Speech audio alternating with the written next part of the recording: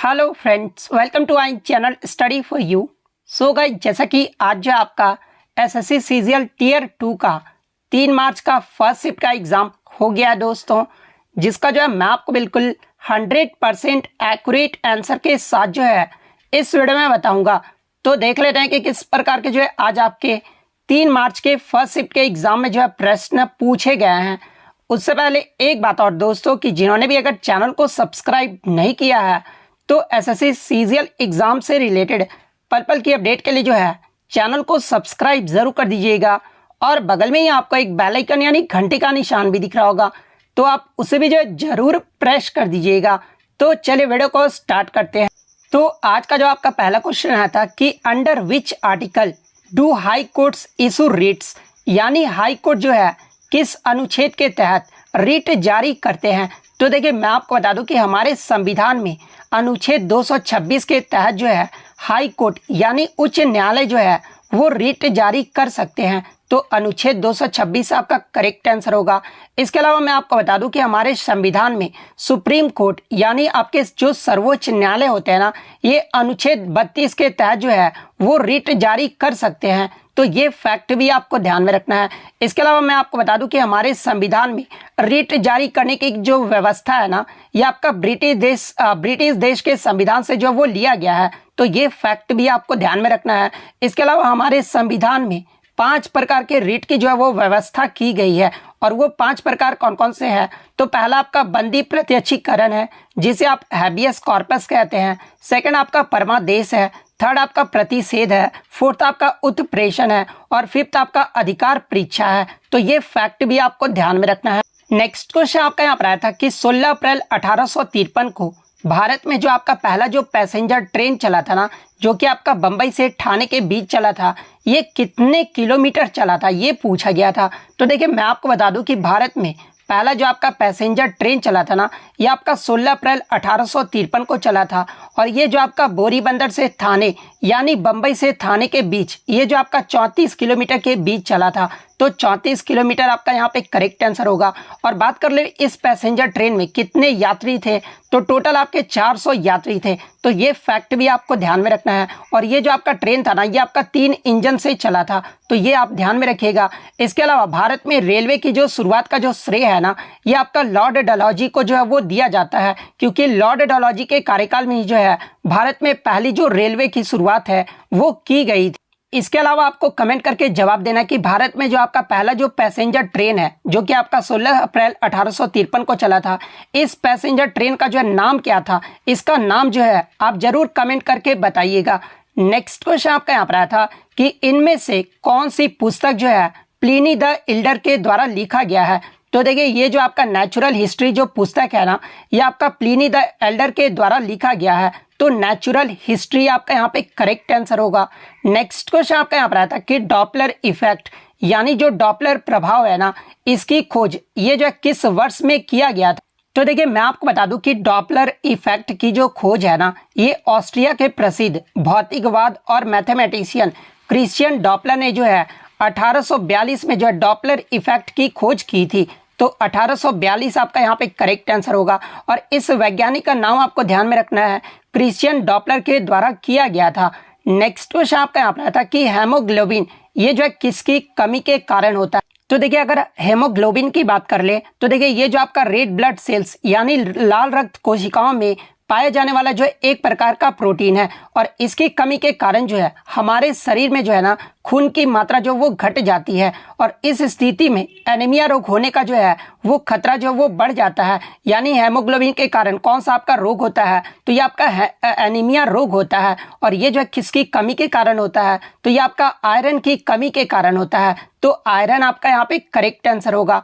Next question आपका यहाँ पर था कि OH का जो है एलिमेंट नेम पूछा गया था। तो देखिए, अगर अल्कोहल की बात कर ले तो देखिए, OH जो होता है ना, ये आपका डाई एटॉमिक एनायन होता है, और इसके केमिकल नेम की बात कर ले तो ये आपका हाइड्रोक्साइड होता है। तो हाइड्रोक्साइड आपका यहाँ पे करेक्ट आंसर होगा। नेक्स्ट क्वेश्चन आपका यहाँ पर आता है कि which state has highest fertility rate in India according to 2011 census, यानी 2011 की जनगणना के अनुसार भारत में किस राज्य की जो प्रजनन दर है ना, ये सबसे अधिक रहा। तो देखिए 2011 की जो जनगणना हुई थी उसमें भारत में सबसे ज़्यादा जो प्रजनन दर रहा था ये आपका बिहार राज्य का रहा था। बिहार का जो फर्टिलिटी रेट रहा था ना वो आपका 3% रहा था। इसके अलावा उत्तर प्रदेश की बात कर ले तो उत्तर प्रदेश का आपका 2.4 रहा था। झारखंड के फर्टिलिटी रेट की बात कर ले तो ये आपका 2.3 रहा था। यानी पहले स्थान पे जो आपका बिहार रहा था, सेकंड स्थान पे जो आपका उत्तर प्रदेश रहा था और थर्ड स्थान पे जो आपका झारखंड राज्य रहा था। तो ये क्रम भी आपको ध्यान में रखना है। तो बिहार आपका यहाँ पे करेक्ट आंसर होगा। नेक्स्ट क्वेश्चन आपका यहाँ पर आता है कि विच इज इनडायरेक्ट टैक्स, यानी इनमें से कौन सा जो है अप्रत्यक्ष कर है। जहाँ पे ऑप्शन में आपका जीएसटी दिया गया था, तो देखिए ये जो आपका जीएसटी है ना ये आपका इनडायरेक्ट टैक्स है यानी अप्रत्यक्ष कर है। तो जीएसटी आपका करेक्ट आंसर होगा। नेक्स्ट क्वेश्चन आपका यहाँ पर आता है कि डेंट्रीट्रस इज डिकम्पोज्ड बाय, यानी मलबे के अपघटन की प्रक्रिया में कौन कौन से चरण जो है वो आपके शामिल होते हैं। तो देखिए मैं आपको बता दूं कि डिकम्पोजिशन यानी अपघटन के जो है आपके 5 स्टेप होते हैं और वो 5 स्टेप कौन कौन से होते हैं। तो पहला आपका फ्रेगमेंटेशन यानी विखंडन होता है, सेकंड आपका लीचिंग, थर्ड आपका कैटाबोलिज्म, फोर्थ आपका ह्यूमिनिफिकेशन एंड फिफ्थ आपका मिनरलाइजेशन होता है। तो आपके ऑप्शन में जो है लीचिंग दिया गया था, तो लीचिंग आपका यहाँ पे करेक्ट आंसर होगा। नेक्स्ट क्वेश्चन आपका यहाँ पर आता है कि who gave sea floor spreading theory, यानी समुद्र तल प्रसार का जो सिद्धांत है ना ये किसके द्वारा दिया गया था। तो देखिए सी फ्लोर स्प्रेडिंग थ्योरी 1960 में जो है अमेरिकी भूभौतिकवाद हैरी एच हेस के द्वारा जो है ये आपका समुद्र तल प्रसार का जो सिद्धांत है वो दिया गया था। तो हैरी एच हेस आपका करेक्ट आंसर होगा। और कब दिया गया था ये पूछा जाए तो ये आपका 1960 में दिया गया था। तो ये फैक्ट भी आपको ध्यान में रखना है। नेक्स्ट क्वेश्चन आपका यहाँ पर आया था कि 2021 में कक्षा 3 तक के बच्चों को शिक्षा के लिए जो है ये आपका कौन सी योजना चलाई गई थी। तो देखिए मैं आपको बता दूं कि 5 जुलाई 2021 को भारत के शिक्षा मंत्री, उस समय जो शिक्षा मंत्री थे वो आपके रमेश पोखरियाल थे। और आपको कमेंट करके जवाब देना कि वर्तमान में अभी भारत के जो है शिक्षा मंत्री कौन है। और इनके द्वारा जो है निपुण भारत कार्यक्रम की जो वो शुरुआत की गई थी। तो निपुण का अर्थ भी एग्जाम में पूछा जाता है। तो देखिए निपुण का जो फुल फॉर्म होता है ना वो आपका national initiative for proficiency in reading with understanding and numeracy, इसका जो फुल फॉर्म होता है अगर हिंदी में बात कर रहे हैं तो संख्यात्मक ज्ञान के साथ पठन में निपुणता, इसका जो है ये जो है ये आपका फुल फॉर्म होता है जो कि एक राष्ट्रीय आपका पहल है। तो आपका जो है निपुण योजना आपका यहाँ पे करेक्ट आंसर होगा।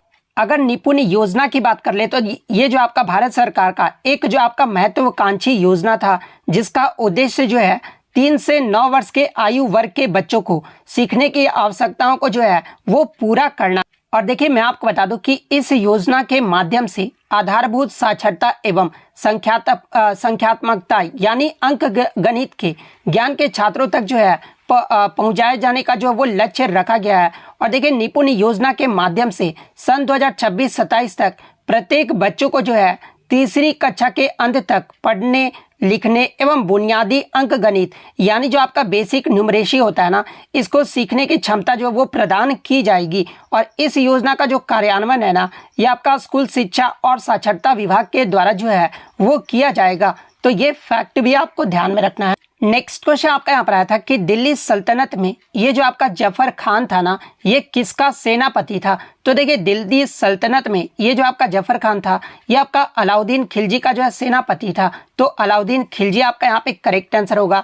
अगर बात कर ले अलाउद्दीन खिलजी के बारे में तो देखिए अलाउद्दीन खिलजी जो है स्वयं को यानी अपने आप को जो है ये आपका सिकंदर ए शानी जो है वो कहा करता था। यानी अपने आप को स्वयं को जो है वो दूसरा सिकंदर जो है वो कहा करता था। और इसी के द्वारा जो है आपका बाजार नियंत्रण जो प्रणाली है ना ये अलाउद्दीन खिलजी के द्वारा ही जो है ये आपका लाया गया था। अलाउद्दीन खिलजी के अन्य सेनापति की बात कर ले तो देखिए उल्गू, जफर खान और मालिक काफूर ये सब जो थे ना ये आपके अलाउद्दीन खिलजी के जो वो सेनापति थे। इसके अलावा मैं आपको बता दूं कि खिलजी वंश के जो संस्थापक थे ना ये आपके जलालुद्दीन खिलजी थे। इसके अलावा दिल्ली सल्तनत के जो आपके प्रथम शासक थे ये आपके कुतुबुद्दीन ऐबक थे। और जो अंतिम शासक रहे थे दिल्ली सल्तनत के वो आपके इब्राहिम लोदी रहे थे। अगर दिल्ली सल्तनत के कार्यकाल की बात कर ले यानी दिल्ली सल्तनत का कब से कब तक जो वो शासन रहा था तो देखिए 1206 से लेकर आपका जो है 1526 तक जो है ये दिल्ली सल्तनत का जो वो कार्यकाल रहा था। तो ये फैक्ट भी आपको ध्यान में रखना है। इसके बाद जो आपका मुगल वंश का जो वो शासन आ गया था 1526 के बाद जो है मुगल वंश का जो वो शासन आ गया था, जो कि आपका पानीपत का जो प्रथम युद्ध है वो आपका 1526 में ही लड़ा गया था, जो कि आपका इब्राहिम लोदी और बाबर के बीच जो है वो लड़ा गया था, जिसमें बाबर की जो है वो जीत हो गई थी। नेक्स्ट क्वेश्चन आपका यहाँ पर आता है कि ट्रांजिस्टर ये जो है किस जनरेशन का कंप्यूटर में प्रयोग किया जाता है। तो देखिए ट्रांजिस्टर की बात कर ले तो ये आपका सेकंड, यहाँ पर थर्ड नहीं, यहाँ पर सेकंड जनरेशन होगा। तो देखिए सेकंड जनरेशन में जो है ट्रांजिस्टर का जो वो उपयोग किया जाता है, तो सेकंड जनरेशन आपका करेक्ट आंसर होगा। इसके अलावा मैं आपको बता दूं कि प्रथम जनरेशन में जो है आपका वैक्यूम ट्यूब यानी निर्वात वैक्यूम का जो है वो प्रयोग किया गया था। सेकंड जनरेशन में आपका ट्रांजिस्टर का प्रयोग किया गया था।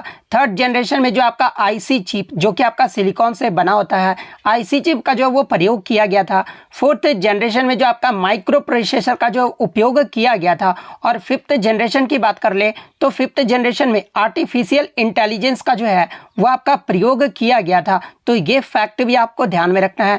नेक्स्ट इसके अलावा मैं आपको बता दूं कि भारत का प्रथम जो सुपर कंप्यूटर था ना, ये परम 8000 था, जो कि आपका 1991 में पुणे के सीडेक कंपनी के द्वारा जो है इसे तैयार किया गया था।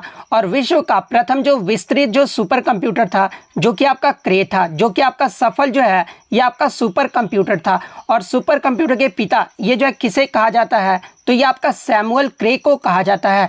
इसके अलावा विश्व में कंप्यूटर का पिता ये जो है किसे कहा जाता है, तो ये आपका चार्ल्स बेबेज को कहा जाता है। तो आप कंफ्यूज मत होइएगा, अगर सुपर कंप्यूटर का पूछा जाए तो ये आपके सैमुअल क्रे को कहा जाता है और कंप्यूटर का पिता जो है ये चार्ल्स बेबेज को कहा जाता है। नेक्स्ट क्वेश्चन आपका यहाँ पर आता है कि वेब ब्राउजर में बुकमार्क के लिए कौन सा शॉर्टकट की का जो है प्रयोग किया जाता है।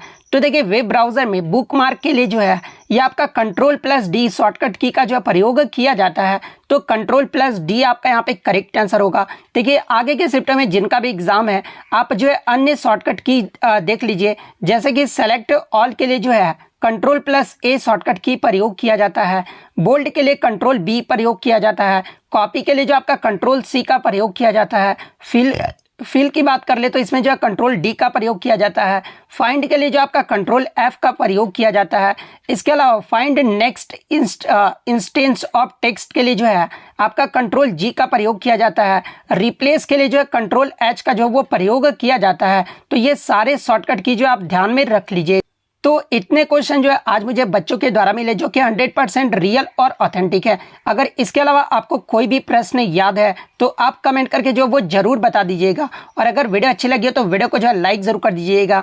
चैनल पर नए हैं तो चैनल को सब्सक्राइब जरूर कर दीजिएगा। और यदि आपको इसका PDF चाहिए तो मैं टेलीग्राम का जो लिंक है आपको डिस्क्रिप्शन में प्रोवाइड कर दूंगा, आप वहाँ से ईजिली इसका PDF जो वो ले सकते हैं। तो मिलते हैं नेक्स्ट वीडियो में, तब तक thank you, all the best.